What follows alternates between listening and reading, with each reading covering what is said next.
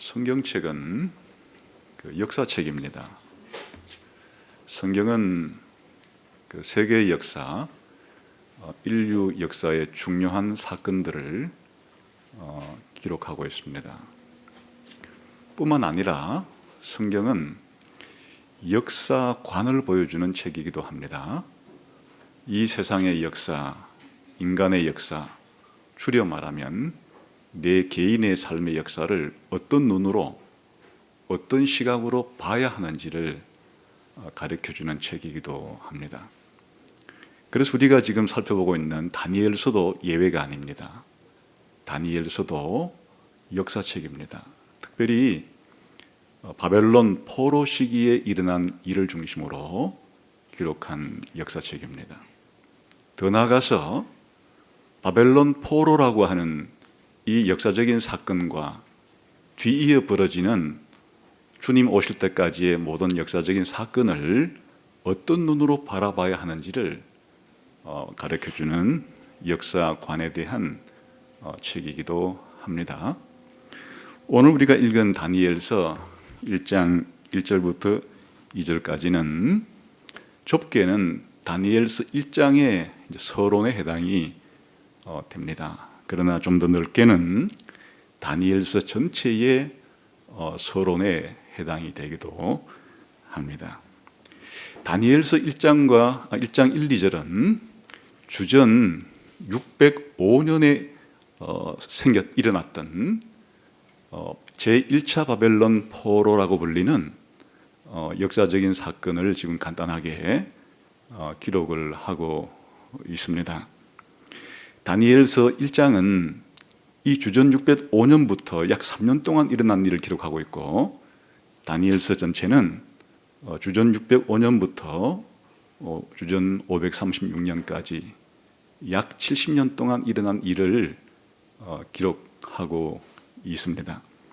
그러나 이제 다니엘서가 보여주는 이 시간의 길이는 단순히 바벨론 포로 시기에 국한되는 것이 아니고, 바벨론 포로로부터 시작해서 세상의 종말까지의 세계사에 대한 거대한 시간에 대한 이 관점을 어떻게 가져야 되는지를 우리들에게 보여주는데 그 출발점이 되고 있습니다. 그래서 이제 가장 중요한 구절은 사실 1장 2절에 있는 이 구절입니다.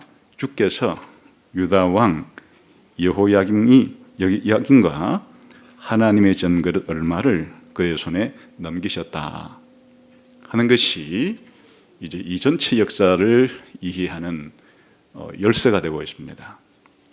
사실 이제 다니엘서 1장 1, 2절은 역사적인 사건을 기록할 때 주전 605년경에 일어난 이 사건을 기록할 때 누가 언제 어디서 무엇을 어떻게 왜 했는가 하는 것이 이제 간략하게 요 짧은 두 절 안에 담겨 있는데, 1절은 주전 605년에 일어난 제1차 바벨론 포로 사건이 누가 언제 어디서 무엇을 어떻게 했느냐 하는 것을 중심으로 기록합니다. 누가 바벨론 제국의 이 느부갓네살이라는 왕이 어디서 언제 여호야김 왕 3년, 오늘로 연대를 다시 환산하면 주전 605년경에 어디서 이 예루살렘 성에 쳐들어와서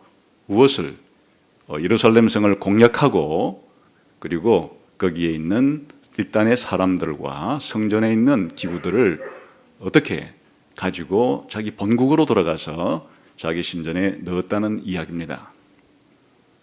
2절은 이런 일이 왜 일어났는가?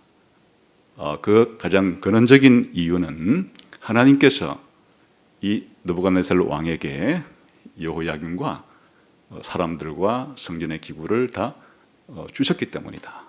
이렇게 이 해석을 해주고 있습니다.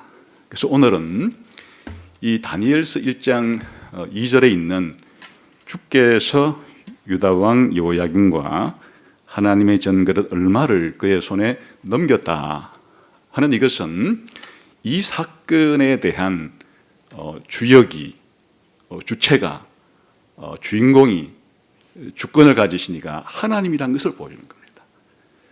여기에 많은 사람들이 등장하고 또 시간과 공간과 많은 것들이 등장을 하지만은 이 사건의 가장 중요한 핵심은 바로 하나님이 이 사건의 주인이시다, 주권을 가지고 계신다 하는 것을 보여줌으로써 다니엘서 전체의 서론을 열고 있는 것이고, 또 더 나아가서 성경 전체를 이해할 수 있는 열쇠를 제공해 주기도 하는 것입니다.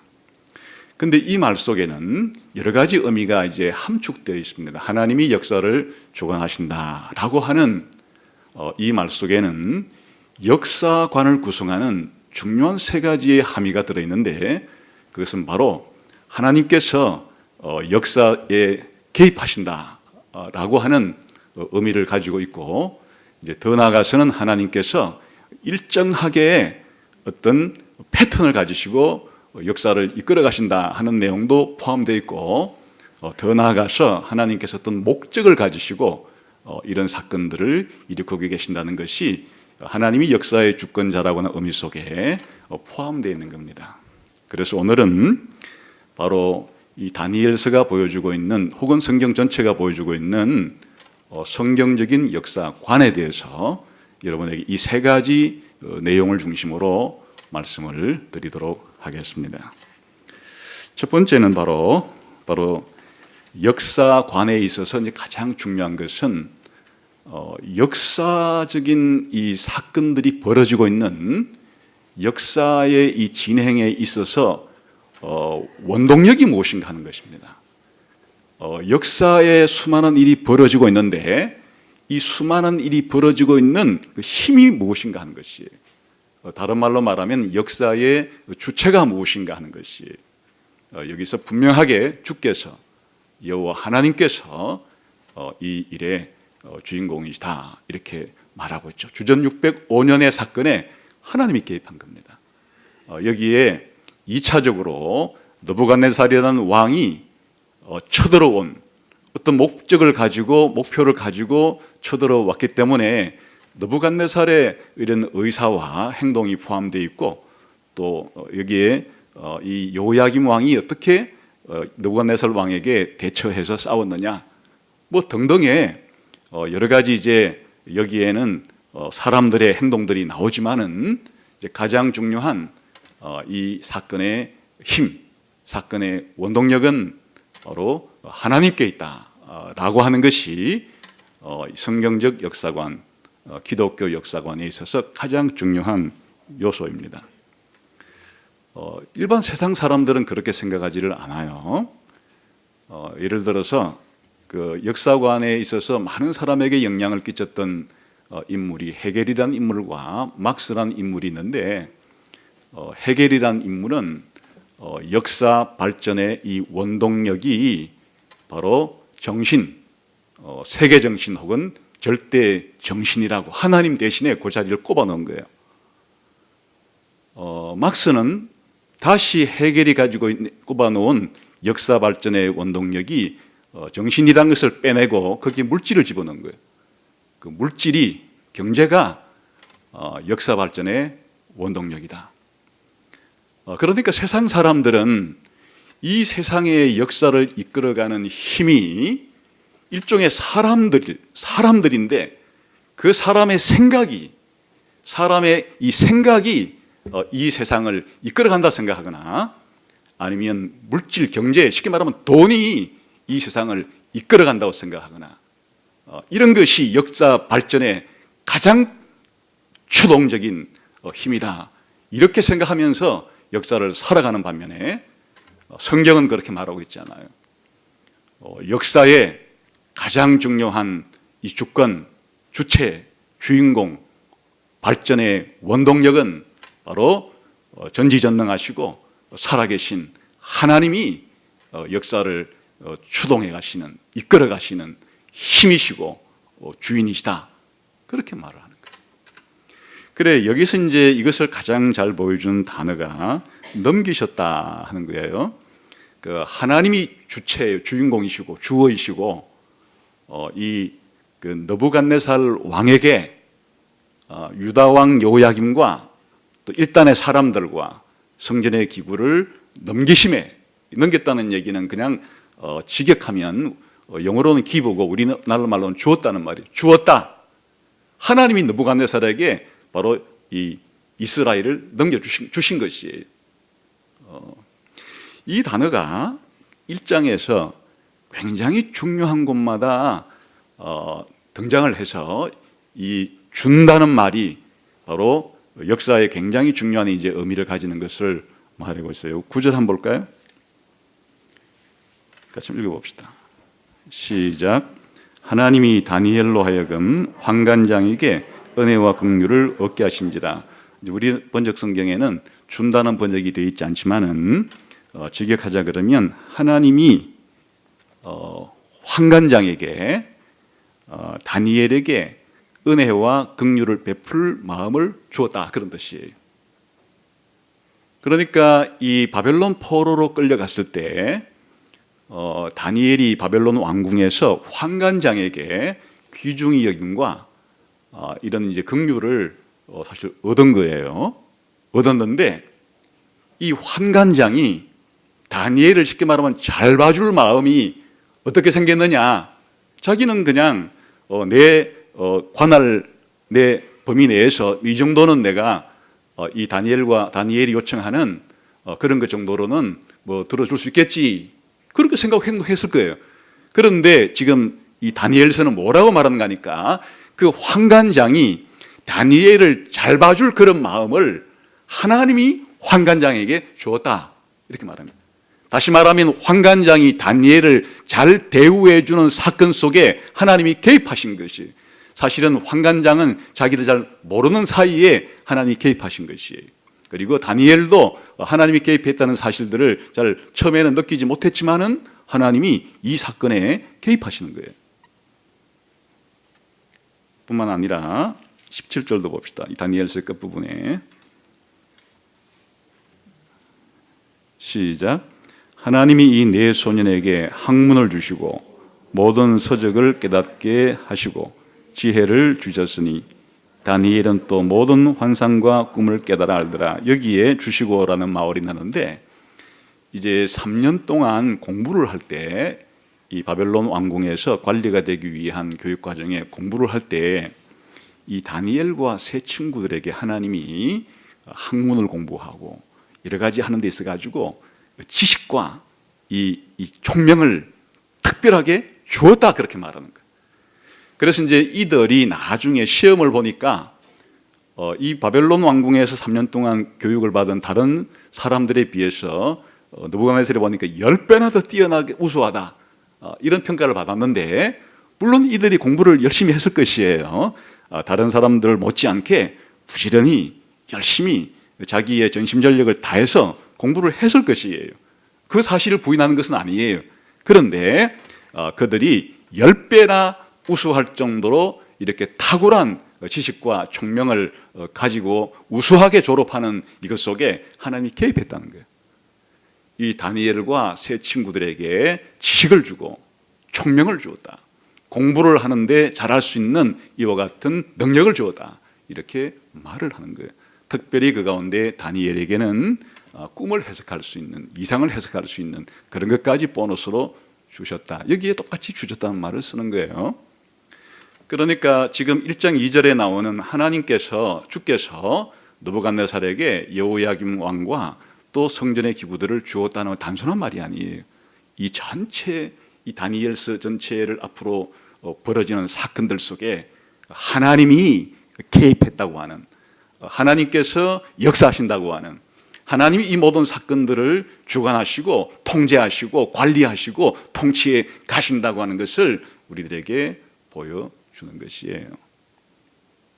이것은 1장만 그런 것이 아니라 이제 다니엘서 전체에서 이 내용들은 어떻게 설명되는가 하면, 거대하게 시대의 흐름, 한 시대가 끝나고 새로운 시대가 시작되고, 한 제국이 시작되고 한 제국이 망하고, 한 왕이 등극을 하고 한 왕이 또 폐위가 되는 이 모든 과정에 하나님이 개입하시고 하나님이 역사하신다라는 것으로 발전되게 되는 것이죠. 그래서 이제 다니엘서 2장에 보게 되면 다니엘이 하나님께서 자기에게 느부갓네살 왕의 꿈을 보여주시고 해석해 주시는 능력까지 주신 것을 이제 감사하면서 이렇게 고백을 해요. 그는 때의 계절을 바꾸시며 왕들을 폐하시고 왕들을 세우시며 지혜자에게 지혜를 주시고 총명한 자에게 지식을 주시는 도다. 세상 역사의 흐름이 우연히 저절로 어쩌다가 일어나는 것이고 한 나라가 세우고 한 나라가 망하는 것이 또 한 사람이 정권을 잡고 정권을 내놓는 것이 이게 여러 가지의 복합적인 많은 관계들의 움직임을 통해서 일어나요. 우리는 그런 것들을 2차적인 원인이라고 부를 수가 있어요.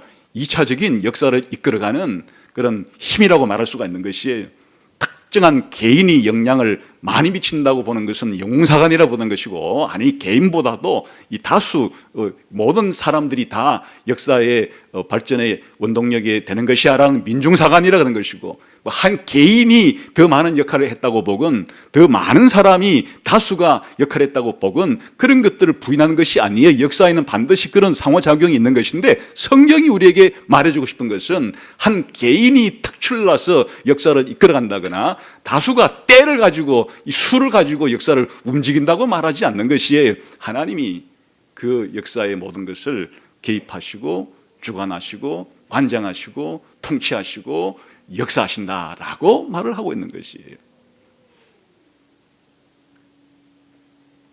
이것은 다니엘서 전체에서 반복적으로 그렇게 강조가 되는 내용이죠.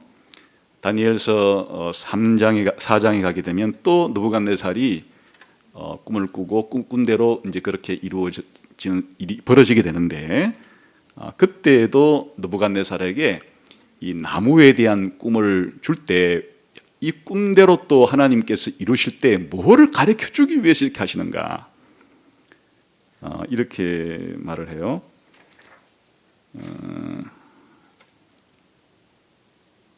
지극히 높으신 이가 사람의 나라를 다스리며 자기의 뜻대로 그것을 누구에게든지 주시며 또 지극히 천한 자를 그 위에 세우시는 줄을 사람들이 알게 하려고 느부갓네살에게 꿈을 주고 또 꿈꾼 대로 일어날 수 있도록 하나님이 역사하시는 것은 이것을 가르쳐 주기 위한 것이다. 누가 역사를 움직이는 것이냐, 누가 역사의 운전대를 쥐고 운행하시는 것이냐라고 하는 것을 성경은 가르쳐 주기를 원하는 것이, 이것을 보여주기를 원하는 것이. 다니엘서 5장에 가서 벨사살 왕이 죽임을 당하는 사건도 마찬가지예요. 이 사건을 설명할 때 왜 벨사살 왕이 폐위를 당했느냐, 하나님께서 메네메네 데겔 우바르신이라고 하는 글자를 보여주시면서 이제 이렇게 다니엘을 통해서 해석을 해주죠. 메네는 하나님이 이미 왕의 나라의 시대를 세워서 그것을 끝나게 하셨다 하며, 데겔은 왕을 저울에 달아보니 부족함이 보였다 하며, 베레스는 왕의 나라가 나뉘어서 메대와 바사 사람에게 준바되었다 함이니라.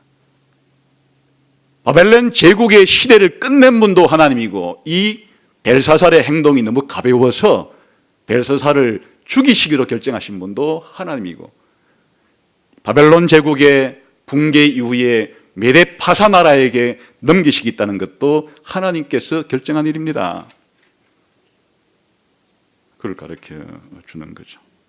그러니까 이것은 이제 거대한 역사의 이런 큰 일이란 그런 것이 아니고, 다니엘서를 보게 되면 하나님이 느부갓네살 왕, 벨사살 왕 개인에게 역사하시고, 또 다니엘을 구원하고 다니엘의 세 친구를 구원하고 개인의 행동까지도 하나님이 관장하시면서 개입하시면서 역사를 이끌어 가신다 하는 것을 보여주는 거예요.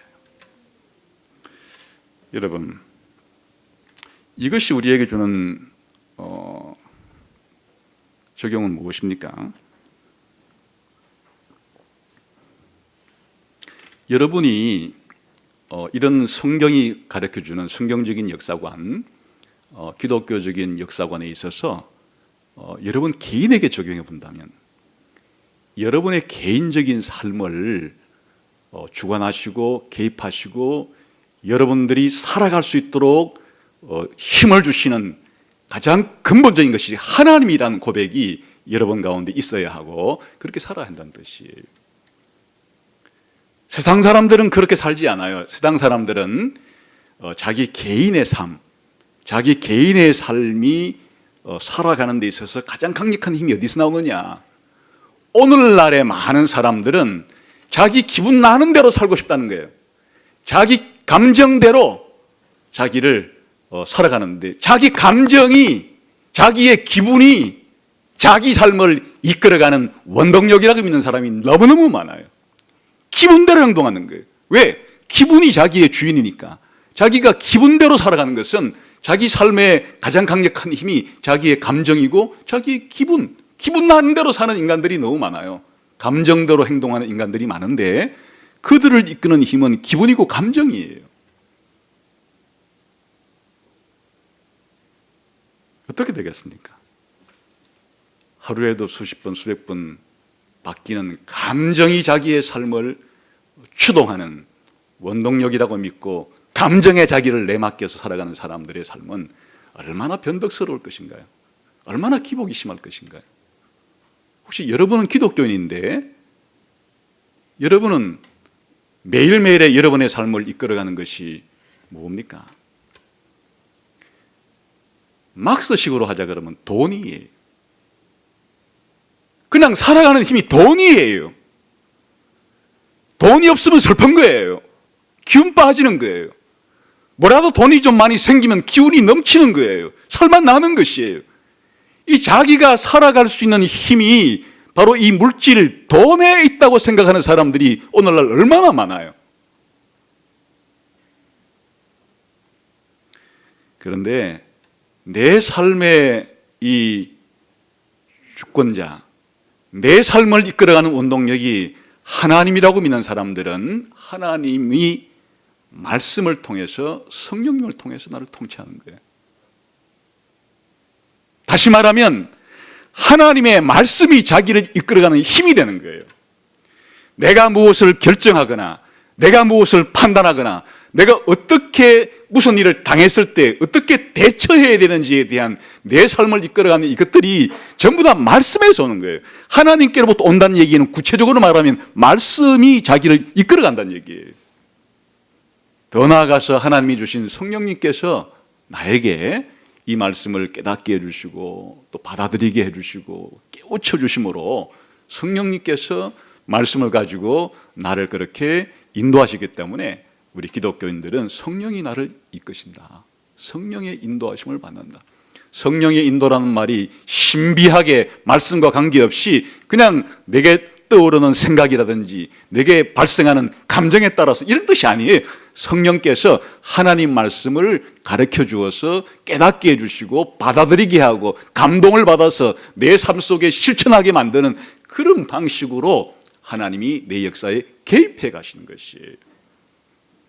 그러니까 하나님이 내 인생에 개입한다는 것을 경험한다는 뜻은 그런 뜻이에요. 내가 살아가면서 하나님 말씀을 새롭게 깨닫고 내 생각이 잘못됐으면 고치고 또 내 인생 목표가 문제가 있다고 판단되면 또 바꾸고 내가 다른 사람에게 대하는 태도가 하나님 말씀에 의해서 문제가 있다고 생각되면 교정하고 또 내가 미처 몰랐는데 하나님께서 가르쳐 주시면 그것을 귀중하게 받아들여서 내 삶의 목적으로 삶아가고 이렇게 하나님의 말씀의 깨우침을 통해서 감동받음을 통해서 순종함을 통해서 살아간다는 뜻이기도 합니다.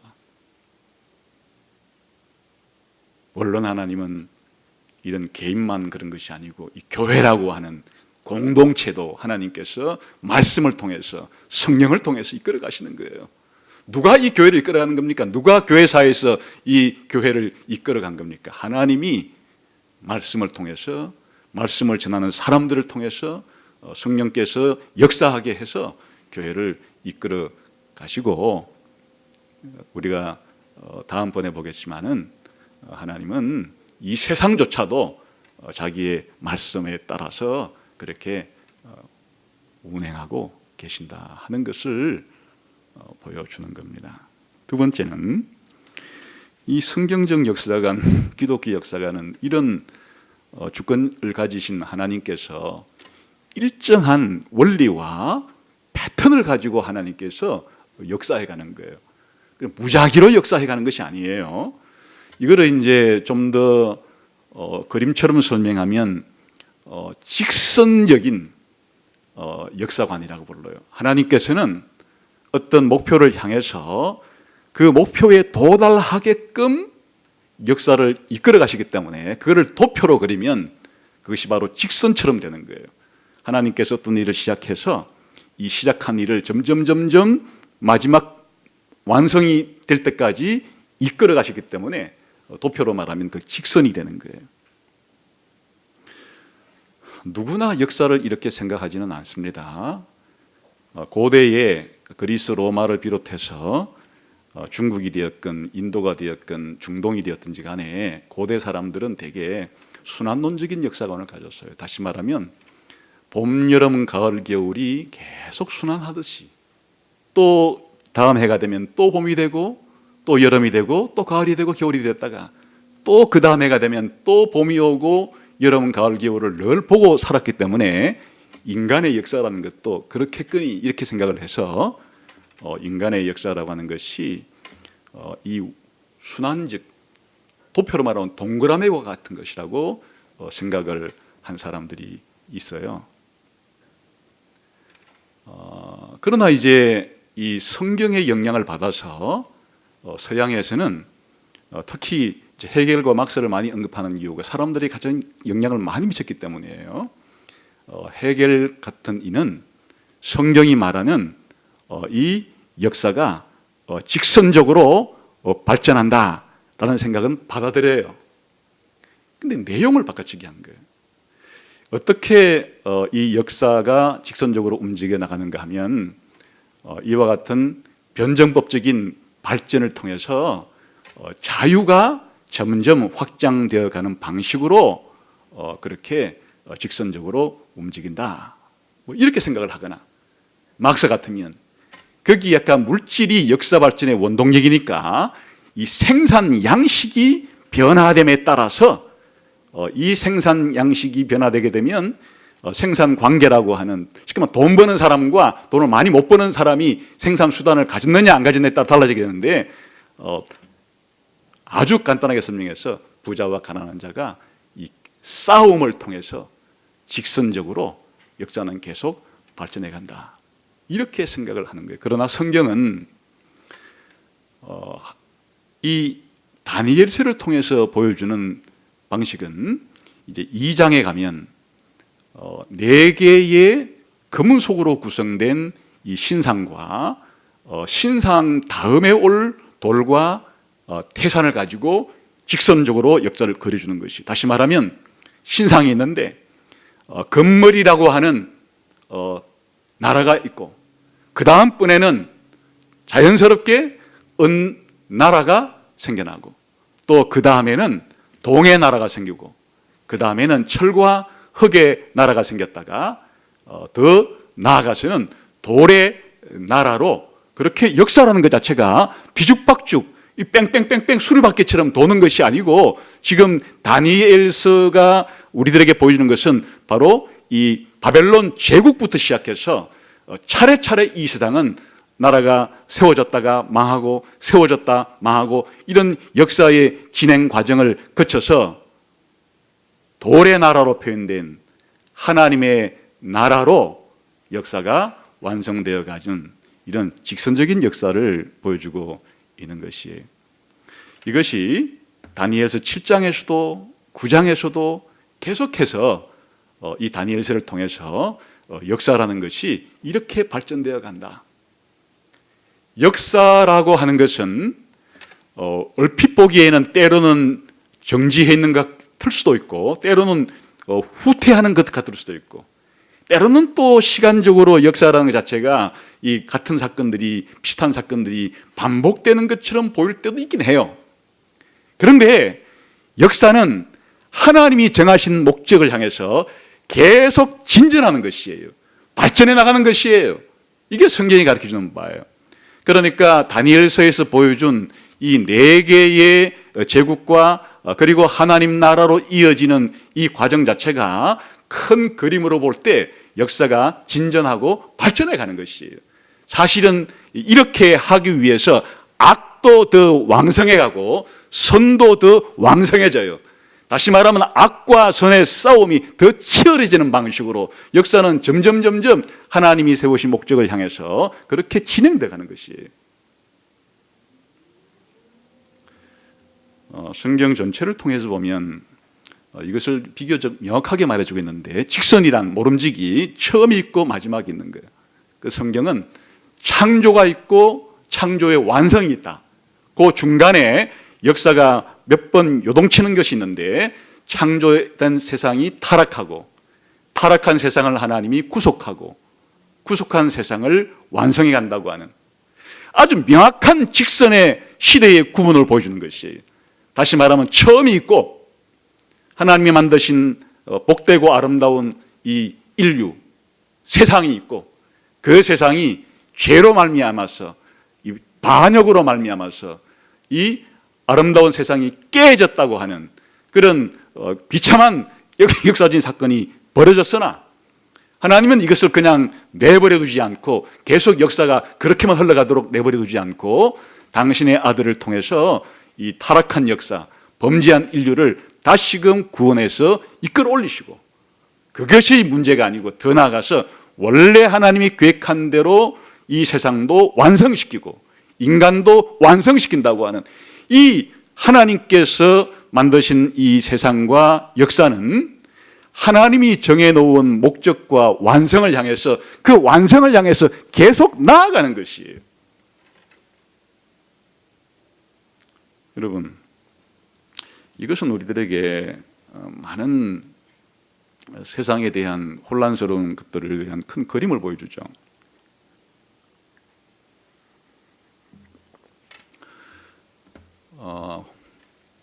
가장 단순하게 내 개인의 삶만 보더라도 내 삶이 지나간 일들과 현재 또 벌어지고 있는 일들과 앞으로 될 일들을 통일성 있게 연결하기가 쉽지 않죠. 뒤죽박죽인 것 같죠. 내 인생이 뒤죽박죽인 것 같아요. 도대체 내게 일어난 일들과 지금 일어난 일들이 나에게 이게 서로 무슨 연관관계가 있는지를 모르니까 그냥 혼란스러운 것이야. 나 개인도 그런데 좀 범위를 넓히게 되면 내가 살아가는 이 사회와 국가와 세상에서 어마어마한 복잡한 사건들이 벌어지고, 그런데 그것들이 어떤 연관관계를 가지고 있는지를 우리가 모르기 때문에 사실은 불안한 것이고 혼란스러운 것이에요. 그런데 성경적 역사관은 그렇게 말하고 있지 않다. 우리의 눈에 보이기에 아무런 연관관계가 없는 것 같고 뒤죽박죽인 것 같고 혼란스러운 것 같아도 하나님께서 역사를 주관하고 있기 때문에 하나님께서는 이 역사를 자신이 원하시는 계획과 목적대로 계속해서 이루어지게 하기 위해서 계속 목적이 이루어지는 방향으로 진전되고 발전된다고 성경은 우리들에게 말해주고 있는 것이에요. 그러니까 하나님께서 이 역사에 대한 이 정해놓은 길이 있는 것이에요. 그래서 지금 다니엘에게 그거를 큰 그림으로 보여주고 있는 것이에요. 아주 그냥 굵직하게 보여주고 있는 것이에요. 다시 말하면 역사는 혼란스러운 것이 아니에요. 단지 내가 모를 뿐이지, 또 우리 인간들이 잘 모를 뿐이지 하나님이 모르지는 않아요. 하나님께서는 내 개인의 삶도 마찬가지고 우리 나라나 이 세상 역사에 대해서 하나님께서는 원하시는 목적이 이를 때까지 계속해서 진전하고 발전되게 이끌어가고 계신다 하는 것을 보여주는 것이에요. 물론 이제 우리에게 이걸 개인적으로 적용해 본다고 하면 신자에게 있어서 여러분이 대개 경우에 이제 일이 잘 풀릴 때는 그런 질문을 던지지 않아요. 자기가 뭐 몸도 건강할 때, 혹은 또 경제적으로도 어렵지 않을 때, 또 뭐 가족 관계도 어렵지 않을 때는 그런 질문을 던지지 않는데, 우리가 몸이 아프거나 또 마음이 아프거나 뭔가 다른 대인 관계가 꼬이거나 또 먹고 살기가 뭐 팍팍하게 힘들거나 이럴 때 도대체 이런 일이 나한테 왜 일어나는 거야? 나한테 이게 얼마나 힘든 일인데 이게 왜 빨리 안 없어져? 이렇게 이제 생각하기가 쉬운 거죠. 그리고 도대체 하나님께서 나에게 대해서 무슨 계획을 가지고 있는 거야? 나 버리신 거야? 나 사랑하지 않는 거 아니야? 뭐 등등의 이런 이제 좌절감을 느낄 수가 있죠. 그런데 하나님이 역사를 개입하시고 주관한다고 하는 것은 하나님이 정하신 목적대로 나를 계속해서 이끌어가고 계시고 있다는 뜻이에요. 그 성경은 그냥 이게 이제 복잡하니까 한마디로 이렇게 말해요. 너에게 무슨 일이 발생하든지 간에 다 합력해서 너에게 유익되게끔 너의 인생을 이끌어가고 있다. 그러니까 이 한마디로 우리의 개개인 차에 많은 개인마다 다른 삶의 환경들 속에서 정리시켜 주는 것이에요. 여기서 합력해서 유익하다는 것은 무엇인가? 우리의 성화를 가리키는 거예요. 하나님께서 우리를 그리스도의 형상으로, 하나님의 형상으로, 그리스도를 닮은 사람으로 그렇게 만들어가고 계신데 거기에 도움이 된다는 얘기예요. 다시 쉬운 말로 바꾸면 하나님이 우리의 삶에 어떤 형편을 허락하시든지 간에 그것이 지향하는 목표는 나의 성장을 위해서라는 거예요. 나의 성숙을 위해서라는 거예요. 다시 말하면 우리가 성장한다, 성숙한다는 말은 쉬운 말로 바꾸면 하나님에 대한 믿음이 자라고 하나님과 다른 사람에 대한 사랑이 자라고 또 하나님이 약속한 미래에 대해서 소망이 자라는 것이 성숙한 거예요. 그래서 결과적으로 보세요. 여러분들이 개인적으로 많은 어려움을 겪고 나면 이상하게 신자에게는 하나님에 대한 믿음이 더 생겨나게 돼요. 더 강화되게 되는 거예요. 그리고 자기가 어려움을 겪고 나게 되면 하나님뿐 아니라 다른 사람에 대한 이해의 폭도 더 넓어져서 다른 사람을 이해하고 배려하고 사랑하는 데 더 큰 도움을 받아요. 그리고 이 세상에 대한 이 소망들을 많이 끊어버리고 영원한 나라에 대한 소망이 더 커지는 것이에요. 그러니까 우리 기독교인들에게는 하나님께서 이런 발전을 주시고 이 발전을 향해서 우리를 이끌어 가시는 것이에요. 그러니까 하나님께서 직선적인 역사관이라는 것은 이 역사 전체를 볼 때도 그런 것이 어떨 때는 전쟁이 벌어지고 어떨 때는 전염병이 돌고 어떨 때는 기근이 들어서 우리 인간의 삶에 비참한 일들이 벌어질 때 과연 하나님이 어디 계시느냐 이렇게 질문을 할 수밖에 없고 그 고통 속에서 우리들이 신음하면서 살아가는 시기도 인류 역사 가운데는 참 많고 오히려 그런 시기가 어쩌면 정상적이고 더 좋은 시대보다도 더 강하게 우리의 삶을 영향을 많이 끼치기도 해요. 그런데 이 모든 과정이 우리들에게 하나님이 확신시켜 주는 것은 이 모든 과정이 하나님께서 다 하나님의 계획 속에서 하나님 나라의 완성을 향한 목표를 향해서 이 세상의 역사가 진전되어 가고 있는 거예요. 그래 이제 사실은 긍정적인 면으로 볼 때는 하나님의 은혜도 증가되고 있어요. 그래서 옛날 시대보다는 지금 시대도 기술의 발달과 개발로 인해서 인간들이 이 땅에서 살아가는 데 있어서 하나님이 주시는 물질적인 혜택도 더 많이 받아가기 때문에 이런 과학과 기술의 발전이라고 하는 것은 계속 전진하는 더 강화되는 면이 있어요. 또 어떤 면에서는 일반적인 저주, 인간이 죄를 짓고 난 다음에 인간의 이 악함이 이 세상 속에서 드러나는데 일반적인 저주도 점점 증가하는 것이에요. 인간의 악함이 시대가 지나갈수록 더 강력하게 세상을 그렇게 더 많이 발생하고 있는 것이에요. 심지어 이 악의 끝장은 막장판은 무엇인가 하니까 선을 악하다 하고 악한 것을 선하고 이 세상 끝장난 거죠. 이와 같이 오늘날 세상 자체가 이와 같은 도덕적인 수준에 있어서도 일반적인 저주의 그와 같은 경향성도 엄청난 진전이 있고 더 증가가 있는 것이에요. 하나님의 교회에 있어서는 더 말할 것도 없어요.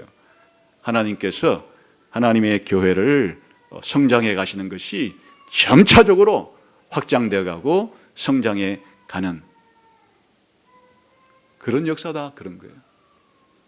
그러니까 기독교적인 역사관, 성경적인 역사관을 가질 때 그냥 우리들은 확신을 가질 수가 있는 것이에요. 하나님께서 자신이 정해준 목표를 향해서 나 개인이 되었건 이 세상 역사가 되었건 계속적으로 하나님이 목적지를 향해서 인도해 가고 계시고 데리고 가고 계신다. 그렇기 때문에 우리가 개인적으로 적용할 때는 사실은 좀 안 좋은 일이 생겼을 때 혼란스러워도 바로 하나님께서 나를 더 성숙하게 더 성화를 만들어주기 위해서 나를 이끌어가고 계신다. 그 확신 가지면 되는 거예요. 그러면 우리가 이 세상을 살아갈 때 내가 비록 잘 모르기 때문에 생겨나는 그런 혼란들을 잠재울 수가 있고 또 어려움들을 잘 인내해 갈 수가 있는 것이에요. 그러니까 나 개인의 삶이건 역사 전체이건 간에 하나님은 직선적으로 우리의 삶을 그렇게 성장시켜 가고 있고 역사 전체로 볼 때는 하나님의 목적대로 더욱더 발전되어 가고 또 그 목적을 이루는 방식으로 진행되어 가고 있다. 그러니까 혼란스러워하지 말라, 그런 말이. 혼란스러워하지 말라. 그래, 예수님께서도 예수 믿는 사람들이 그 예수님을 전하다가 잡혀가지고 고문을 당하고 체포를 당하고 뭐 순교를 당하는 일이 있을 때 너무 놀랄까 봐 놀라지 마라. 세상에 그런 일들이 있을 거지만은 그런 거 놀라지 말고 계속해서 하나님 나라가 완성될 때까지 그런 일들이 세상에 있는 것이니까 그런 일이 발생한다고 해서 이런 일이 왜 있어야 되는데 왜 일어나는 거야? 그렇게 해서 수수께끼 혼란된 상태에 좌절하지 말라고 말씀해 주시는 것이 확신이 있는 거죠. 더 나아가서 성경적인 역사관, 기독교적인 역사관의 마지막 중요한 요소는 목적이 있고 목표가 있는 거예요. 역사에는 목적이 있고 목표가 있는 것이에요.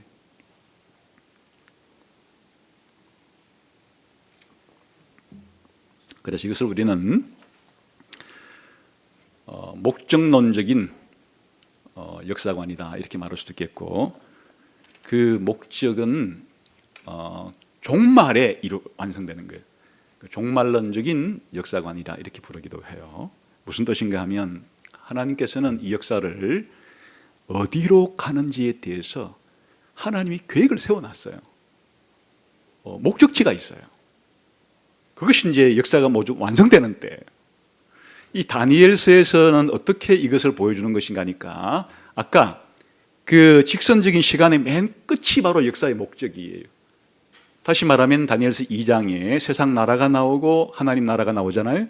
그 하나님 나라가 완성되는 게 역사의 목표이고 목적이에요. 다시 말하면 성경이 우리에게 보여주는 역사의 끝, 역사의 목적 혹은 목적지는 하나님 나라가 완성되는 거예요. 하나님 나라가 완성되는 것이 하나님이 역사의 끝에 예정해 놓으신 역사의 끝을 하나님께서 정해 놓으신 바로 목적지예요. 끝을 안다는 것은 대단히 중요해요. 목적지를 아는 것은 대단히 길을 떠나는 사람에게 있어서 중요하죠. 사실은 이 순환론적인 역사관에는 목적이 없어요. 다시 말하면 출발점도 없고 결성점도 없어요. 늘 순환할 뿐이에요. 그 목적이 없다는 얘기, 역사에 목적이 없다는 얘기예요. 목적이 없으니까 의미도 없는 것이에요. 그런데 아까 말한 헤겔이나 막스 같은 사람들은 이런 역사에 목적이 있다는 것까지는 받아들였어요. 성경이 말하는 것을 받아들였는데 그 내용을 바꿔치기 한 거예요.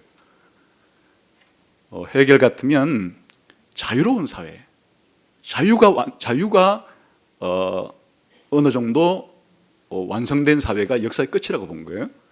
그래서 역사의 진행 과정이 고대 이 동양 전제 사회에서는 뭐 중국이 되었건 인도가 되었건 개인만, 그 왕 개인만 자유로운 사회에서, 그 다음에 그리스 로마 이런 그 민주정과 공화정 속에서는 이제 소수가 자유로운 사회로, 그리고 이제 기독교적인 이 게르만 국가들에서는, 사회에서는 이제 모두가 자유를 누릴 수 있는, 그러니까 이 역사의 진행 과정을, 역사의 목표를 자유로 본 거예요.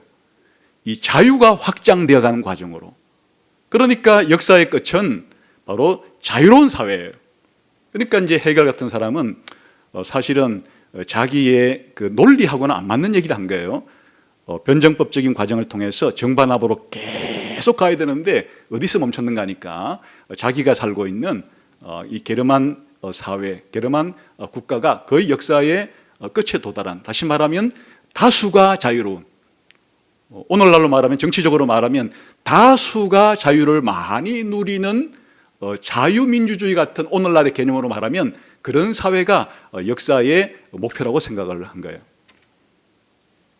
그에 비해서 마르크스는 또 그 성경이 말하는 역사의 목적, 하나님 나라의 완성 개념에다가 또 헤겔이 말한 자유를 빼버리고 거기에 물질을 집어넣기 때문에 물질적인 빈부 차이가 없는 평등사회, 다시 말하면 계급 없는 공산주의 사회가 역사의 목표라고 본 거예요. 그러니까 공산주의 사회가 바로 역사의 목표가 되는 거예요. 다시 말하면 다른 정신적인 개인의 자유 이런 게 아니고 물질적으로 빈부가 없는 평등한 그런 사회를 역사의 목적이고 끝으로 본 거죠. 그것은 이렇게 목적이 정해지고 나면 의미가 발생하는 거예요. 우리가 살아가는 삶에 있어서 삶의 의미라는 것, 역사의 의미라는 것은 바로 이 끝에 비추어 보아야, 목적에 비추어 보아야 의미가 발생하는 거예요. 아주 쉬운 예를 들면은 내가 이제 집을 출발해서 내가 부산까지 뭐 무슨 이제 일 때문에 목적지가 서울에서 출발해서 부산을 이제 목적지로 정했다 그래봐요. 그러면 이 부산까지 가는 모든 이 순간순간의 의미는 무엇으로 결정되는 것인가니까, 이 부산이라고 하는 목적지에 얼마나 남았느냐에 따라서 의미가 결정되는 것이에요. 대전까지 갔을 때 이제 부산까지는 이제 한 뭐 3시간 남았다. 아니 천안까지 갔을 때는 3시간 남았다. 그게 지금 천안에 있는 의미예요. 대전까지 내려갔을 때 이제는 부산까지 한 2시간만 더 가면 목적지에 도달할 수 있다. 모든 순간순간의 의미가 어디서 결정되는 것인가 하니까 바로 목적지에 비추어서 의미가 결정되는 것이. 다시 말하면 인류의 전체 역사의 의미도 헤겔이 볼 때는 얼마나 자유로운 사회라고 하는 목적의 기준을 가지고 동양 사회도 평가하는 것이고 그리스 로마 사회도 평가하는 것이고 게르만 사회도 유럽 사회도 평가하는 것이에요. 막스 같으면 얼마나 이와 같은 계급 투쟁의 과정 속에서 생산력이 어떤 방식으로 점차 양식이 바뀌어 나가고 얼마나 빈부 차이가 전체적으로 많이 없어졌는가 한 것으로 이 사회의 모든 의미를 평가하겠죠.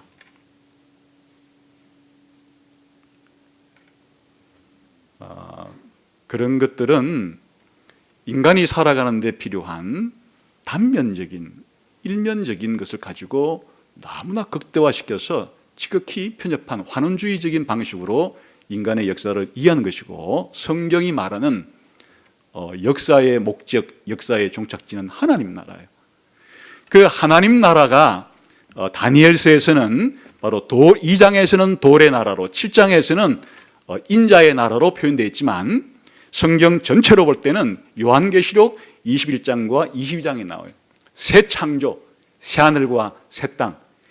이 세상 자체가 새 하늘과 새 땅으로 되는 것이고, 그 새 하늘과 새 땅으로 들어가는 사람들은 전부 다 부활한 사람이어야 해요.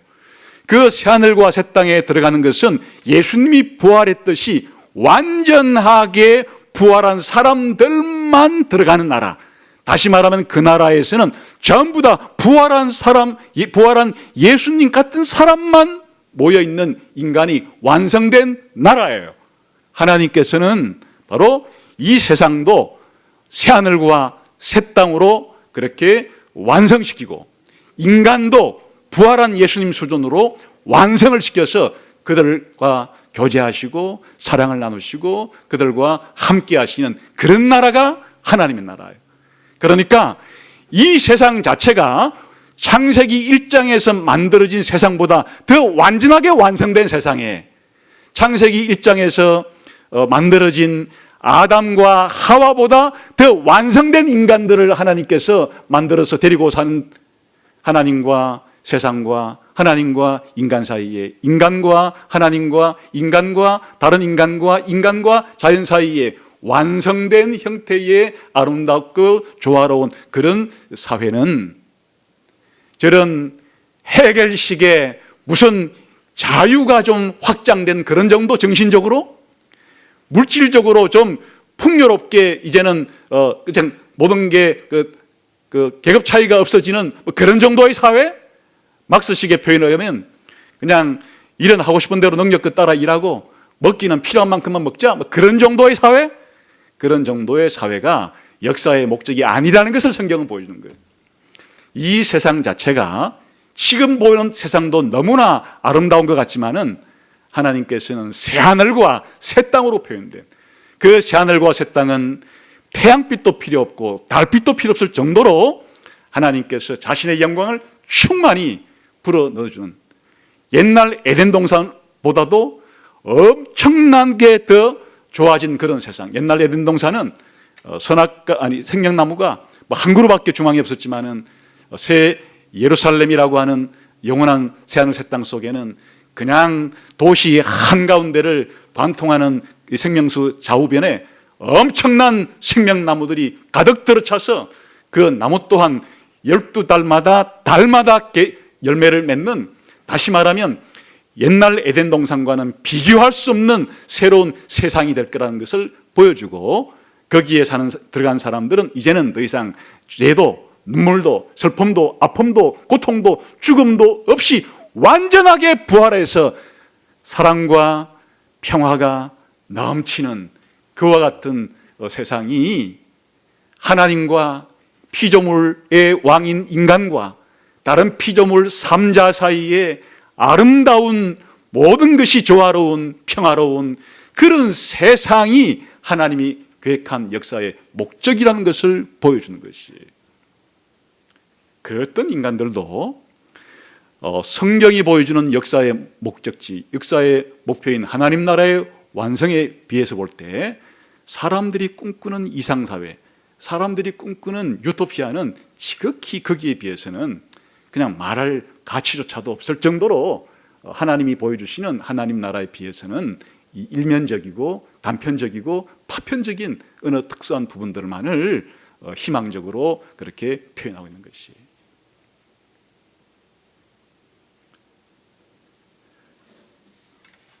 다시 말하면 성경이 보여주는 역사의 끝은 너무나 영광스러워서 이 역사의 목적지, 하나님께서 완성시키려고 하는 역사의 마지막 모습들을 한번 보고 나면, 알고 나면 자기 인생이 바뀔 수밖에 없는.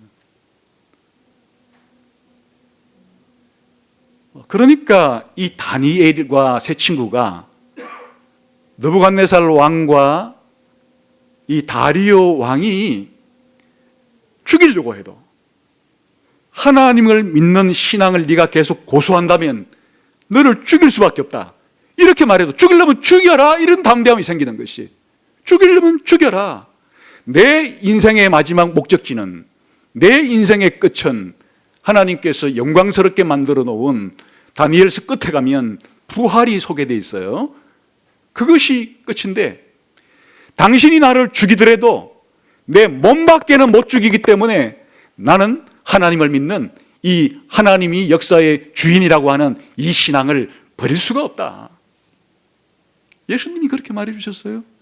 세상에 온갖 핍박과 박해가 심하다 할지라도 사실 세상은 너희를 핍박해봐야 육신의 몸밖에는 죽일 수 있는 능력이 없지 않느냐. 하나님은 너희를 지옥에 멸할 수도 있고 영원한 천국에 들여보낼 수도 있는 분이시기 때문에 믿음을 지켜라. 그러니까 다니엘서에 앞으로 나오게 되는 더 후반부에 가게 되면 교회가 이 세상을 살아갈 때 많은 박해를 겪어요. 하여튼 다니엘서는 교회가 신자가 이 땅을 살아갈 때 이 박해는 마치 피할 수 없는 그냥 선택사항이 아니고 필수사항 같은 것이다, 이렇게 설명을 해줘요. 다시 말하면 기독교인들이 이 외국인과 나그네로서 이 땅에 살아갈 때 이 세상은 호락호락 하는 곳이 아니에요. 꽃밭이 아니에요. 온실이 아니에요. 예수 믿는 사람들이 하나님의 역사의 주권자라 믿고 살아가는 것은 다른 생각 가지고 살아가는 사람들과 충돌을 일으키기 때문에 이 땅에서 우리의 신앙을 지키면서 살아가는 것은 결코 쉬운 것이 아니에요. 무릇 하나님의 나라에 들어가기를 원한다면 이 세상에서 많은 핍박을 겪어야 할지니라고 성경은 말하고 있어요. 그런데도 2000년 교회 역사를 보세요. 아니, 저 구약시대까지 합쳐서 수천 년의 하나님 백성의 역사를 보세요. 왜 하나님 백성들은 그런 고난을 통과해 갈 수 있는가, 견뎌갈 수 있는가? 바로 이 종말에 대한 신앙, 역사의 끝에 대한 신앙, 역사의 목적지에 대한 확고한 신앙이 있었기 때문에 그들은 자신의 신앙을 잘 유지하고 지탱할 수가 있었던 것이. 히브리서 11장을 볼 때 그랬죠. 아브라함을 보거나 이삭을 보거나 야곱을 보거나 모세를 보거나 누굴 보든지 간에 그들은 종말론적인 신앙, 영원한 천국이 자신들에게 있다고 하는 이 역사의 끝에 대한 목적지에 대한 분명한 신앙이 있었기 때문에 그들은 이 세상에서 믿음으로 살아갈 수가 있었다, 그렇게 말하는 거죠. 여러분, 우리 기독교인으로 살아간다는 것은 하나님을 믿고 살아간다는 뜻인데, 하나님을 믿고 살아간다는 것은 하나님께서 이렇게 역사의 주권을 가지고 계신 분이라는 것을 믿는 것이에요. 이 속에는 하나님께서 역사에 개입하신다는 뜻이고, 하나님께서 역사를 일정한 발전과 진전으로 목적지까지 이끌어 가신다는 것이고, 궁극적으로는 자신이 계획한 목적대로 완성을 시킨다고 하는 사실을 우리에게 보여주는 겁니다.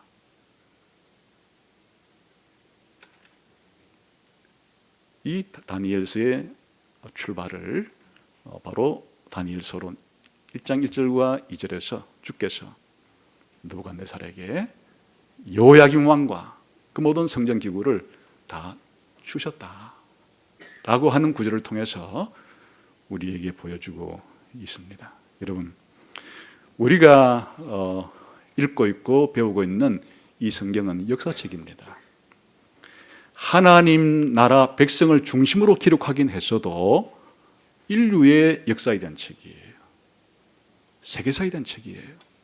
그뿐 아니라 하나님 백성들의 종말이 어떻게 될지를 보여줄 뿐 아니라 사실은 이 역사를, 인류 전체의 역사를 어떤 시각으로 바라보면서 살아가야 될지를 보여주는 역사관에 대한 책이기도 한 것이에요. 그러므로 앞으로 우리가 다니엘서를 통해서 성경 전체가 말하는 이런 기독교적인 역사관, 성경적인 역사관을 가지고 확실하게 살아갈 때만 우리들이 기독교인으로서, 또 교회는 교회로서 이 땅에서 제대로 살아갈 수가 있다 하는 것을 확신할 수 있습니다. 오늘 주께서 느부갓네살에게 여호야김 왕과 그 모든 성전 기구를 넘겨주었다는 이 하나님의 역사에 대한 주권이 여러분의 삶 개인에게도 많은 의미로 다가와서 이 사실을 믿고 여러분의 남은 생애를 힘차게 살아가시기를, 또 고난 가운데서도 이겨내시기를 주님의 이름으로 축원합니다. 기도하겠습니다.